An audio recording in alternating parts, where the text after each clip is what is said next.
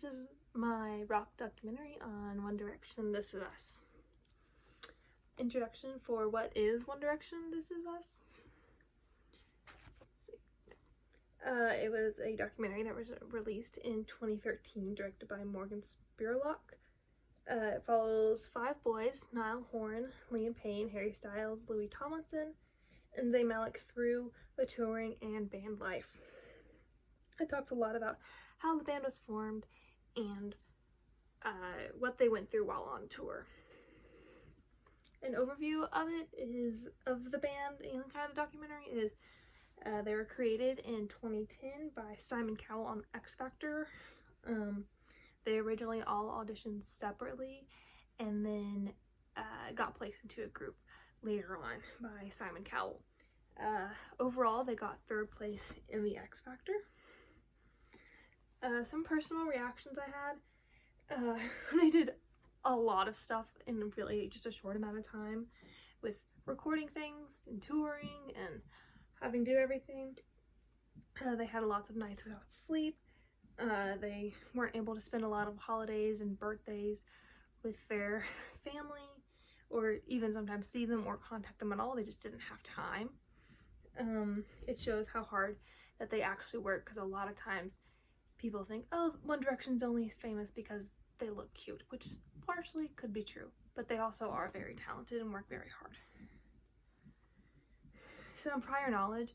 I had first watched this movie in 2013 when it first came out, and I already knew a decent about the band then, just because I've been a fan of them since 2011, 2012, and so when it came out, I already had some ideas, but then showing it and seeing it, how they did everything was just like, wow, they actually do a lot more than just go and sing. Like, they have to record, go on press tours, and a whole bunch of stuff.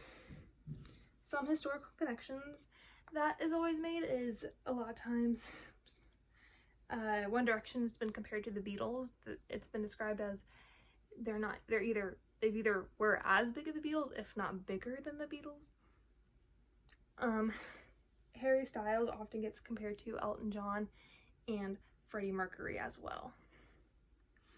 Some knowledge gained was I learned a lot about how the famous lifestyle really is and how much harder it can be than it just looks.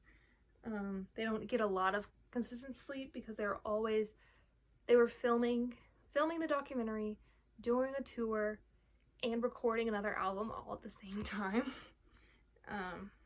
And once again, they figuring out they really didn't have much time to actually talk and communicate with their family a lot because they were just always go on the run. Some of the highlights, they've been nominated for 31 awards. This could have been more, but from what I found, they nominated for 31 awards and have won 28 out of 31 as a group. They performed in huge stadiums such as Madison Square Garden and Wembley Stadium. They also opened for the 2012 Olympics, which is really cool, especially because in 2012 they were still kind of new. So they also filmed a music video for Comic Relief, which is a organization in England, I believe, and they made a music video, and instead of having a crew come and make it, they filmed it themselves and then donated all the money they would have used on the music video to the Comic Relief Foundation.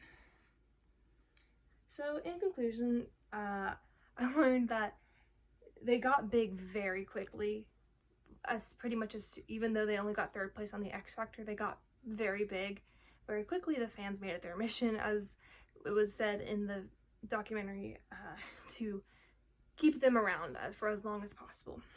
And they achieved so much at such a young age. Harry Styles actually auditioned for the X Factor when he was 16 years old, and that's crazy. And they brought lots of joy to lots of people, and some fans will even say that they saved their life.